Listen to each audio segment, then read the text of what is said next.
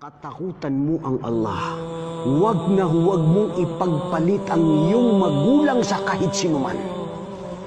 Una, mahalin mo ang Allah at ang kanyang sugo, sumunod ang iyong mga magulang. Wallahi, ilang mga tao na mas mahal niya ang anak niya kaysa kanyang magulang. Which is wrong.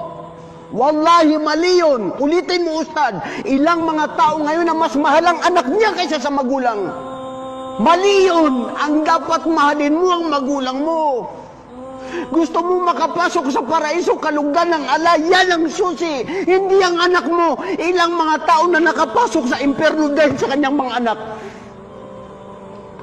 At igaganti ng anak mo sa'yo.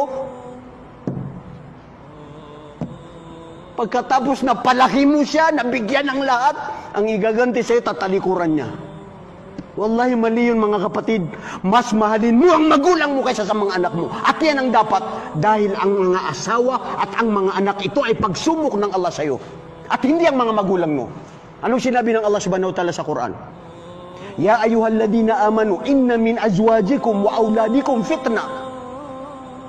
O kayo na mga mananampalataya, katotohanan ng iba sa inyong mga asawa, sa inyong mga anak, pagsubok ito sa inyo na pwede kayong makapasok sa impyerno dahilan sa kanila.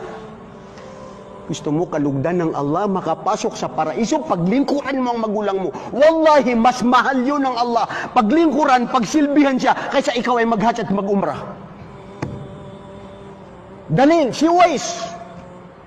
Hindi niya pinuntahan si Propeta sallallahu alaihi wasallam, mas gusto niya na silbihan ng kanyang magulang. At ano rin ang nangyari? Bumaba mismo sa Propeta ang pangalan na Uwais na hindi na nakita.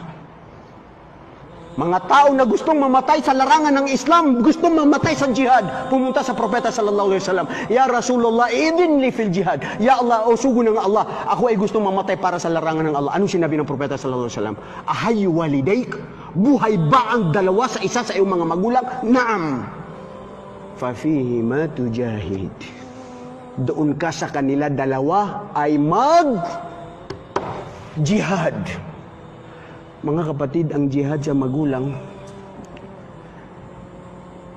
pag tumanda sila, kailangan mong pakinggan at kailangan mong magtimpi. Dahil kailangan nila ng tulong eh.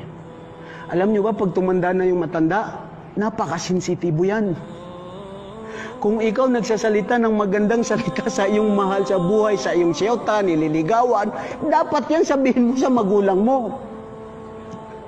Huwag yung pagsabihan siya. Huwag yung, wallahi mga kapatid, ang magulang minsan hindi nagsasalita, pero dito sa puso, nagduro